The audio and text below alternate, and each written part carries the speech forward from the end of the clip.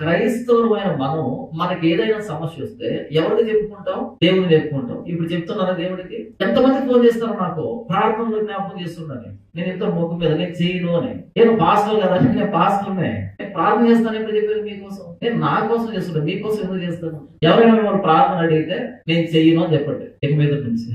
అలా కాకుండా మీకు బంధువులు గాని, స్నేహితులు గాని, మీకు తెలిసిన వాళ్ళు ఉంటారు, వాళ్ళు బాధపడుతుంటే మీకు చెయ్యాలనిపిస్తే చేయండి. వాళ్ళు అడిగితే పొరపాటు కూడా చేయకండి, అడగకూడదు. నాకు అనిపించాలి వాళ్ళ కోసం ప్రార్థన చేయాలి అని, నాకు అనిపించి చేస్తే బాగుంటది. మీరు అడుక్కున్నారంటే నేను చేయను కాక చేయను అని కొంతమంది అంటారు. ఎలా ఉన్నారు అంటే, దేవుని దయ వల్ల మీ ప్రార్థన వల్ల చాలా బాగున్నామని డబ్బా డైలాగ్ ఇస్తారు. నేనంటాను, నేను ఎప్పుడు చేయాలి ప్రార్థన కోసం? నేను ఎప్పుడైనా చెప్పాను నీకోసం ప్రార్థన చేశాను? మరి ఎలా అంటావు?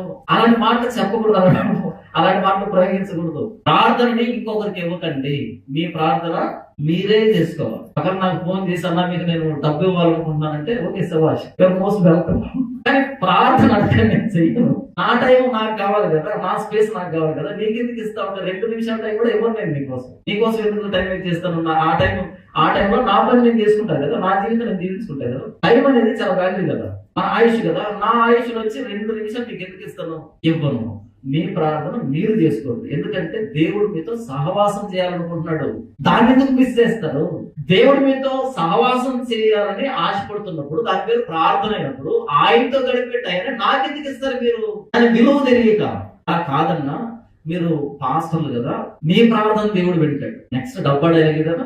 అసలు బైబుల్ ఎక్కడ కూడా మీరు చేసిన ప్రతి ప్రార్థన నేను వింటానని దేవుడు చెప్పాడా?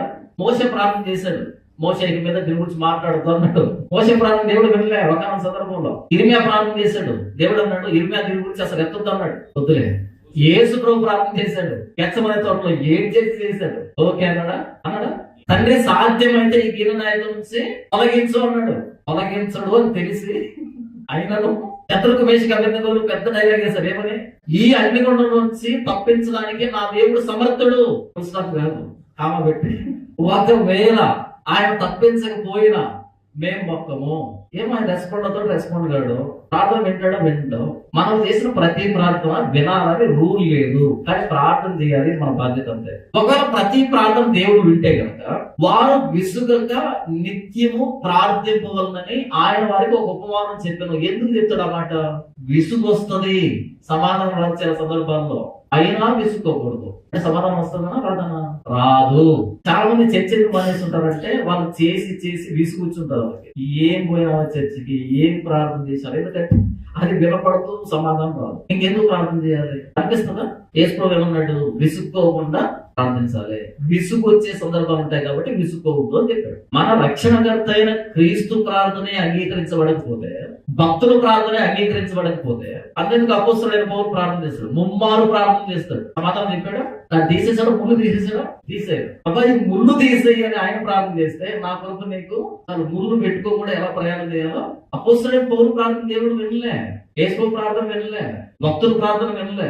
మన ప్రార్థన వింటాడని గ్యారెంటీ ఏంటి? అది అవసరం అయితే వింటాడు, సమాధానం ఇస్తాడు. లేకపోతే నువ్వు చేస్తూనే ఉండాలి, అంతే. అది నీ బాధ్యత. నువ్వు చేస్తూనే ఉండాలి ప్రార్థన, అంతే.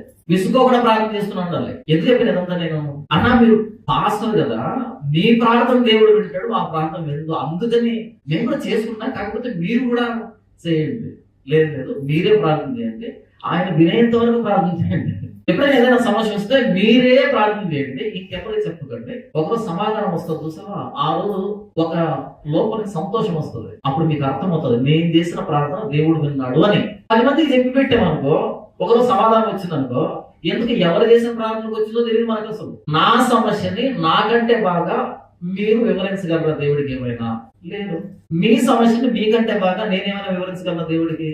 లేదు. ప్రార్థన చేసే వ్యక్తి మీద ప్రార్థన ఆధారపడదు, ప్రార్థన ఆలకించే ఆయన మీద ఆధారపడదు. నువ్వు ఎలా చేసినా ఆయన ఆలకిస్తాడు, ఆయన సమాధానం ఇస్తాడు. కాబట్టి దేవుడు ప్రార్థన అనే దాన్ని ఎందుకు ఇచ్చాడు అంటే రిలేషన్ కోసం ఇచ్చాడు, సంబంధం కోసం ఇచ్చాడు. పాత నిబంధనలో అది భోజనం అయితే, కొత్త నిబంధనలో ప్రార్థన అయింది. ఎండవేళన దేవుడు అబ్రహాం దగ్గరికి వచ్చాడు కదా. ఎందుకు ఎంత సీన్ నడుస్తుందంటే అబ్రహాంతో టైం స్పెండ్ చేయాలనుకున్నాడు, ఆయన పర్సనల్ గా ఆయన మాట్లాడాలనుకున్నాడు, పర్సనల్ గా ఆయన ఉండాలనుకున్నాడు. అదే కొత్త నిబంధనలో ప్రార్థన అయింది. కాబట్టి నీకు ఒక ప్రార్థనా సమయం ఉండాలి, దేవునితో గడపాలి, దేవునితో ప్రార్థన చేయాలి. దానిని ఇంకెవరో ప్రేయర్ ఎవరని పెడితే వాళ్ళకు ఫోన్ చేసి చెప్పకూడదు, మా కోసం ప్రార్థన చేయండి అని చెప్పకూడదు. ఎవరికో ఫోన్ చేసి చెప్పడం, ఆ రోజు సమాధానం వచ్చినప్పుడు వాళ్ళకి దశభాగం పంపించడం, వాళ్ళ కృతజ్ఞతగాలు పంపించడం. మరి నువ్వు చేస్తున్న ప్రార్థనలు, మీరు ప్రేయర్ ఎవరికి ఫోన్ చేయండి, వాళ్ళు ప్రార్థన చేస్తారు. ఎవరికి?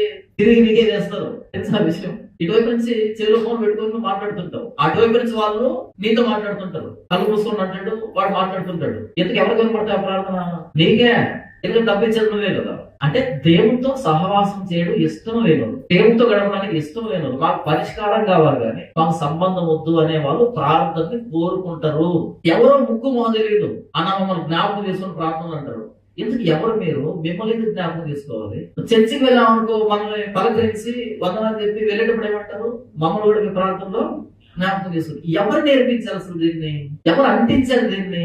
ఎవరికెవరు తెలియదు. కనబడగానే నా కోసం ప్రార్థన చేయండి. నేను జాబ్ అప్లై చేసిన ప్రార్థన జ్ఞాపకం చేసుకో, నేను అమెరికాకి వెళ్తున్నాను ప్రార్థన జ్ఞాపకం చేసుకోండి. నాకెందుకు? నేనెందుకు చేస్తాను? నువ్వు అమెరికా పోతే ఏంటి, అమలాపురం అంటే నాకేంటి? ఈ జబ్బుని ఎవడు ప్రవేశపెట్టాడో సంఘంలో నాకు తెలియదు కానీ ప్రార్థనని ఇంకొకరికి ఎందుకు ఇస్తారు? నేను చాలా బిజీగా ఉన్నాను, నా భోజనం కాస్త తినిపెట్టిన అంటావా? అను. ప్రార్థన కూడా అదే కదా. ఇదంతా ఎందుకు చెప్పుకొచ్చానంటే, ప్రభువైన యేసుక్రీస్తు వారు బైబిల్లో తను బయలుపరుస్తున్న దేవుడు, రిలేషన్ కోరుకునే దేవుడు, సంబంధాన్ని కోరుకునే దేవుడు, దూరంగా ఉండే దేవుడు మాత్రమే కదా ఆయన. సమీపంగా ఉండే దేవుడు కూడా. మనకు అతీతుడు ఆయనే, మనకు సమీపస్తుడు ఆయనే. ఇక్కడ యెహోవా వచ్చాడు అంటే పరలోకం నుంచి వచ్చాడు ఆయన. ఏ రూపంలో వచ్చాడు? మానవాకారంలో వచ్చాడు. అబ్రహాముతో మాట్లాడడానికి, అబ్రహాం ఇచ్చే ఆతిథ్యాన్ని స్వీకరించడానికి, అబ్రహాంతో కలిసి మాట్లాడడానికి కావాల్సిన అనుకూలతలో వచ్చాడు ఆయన. ఆయన మనం కావాలి, మనం ఆయన టైం ఇవ్వాలి.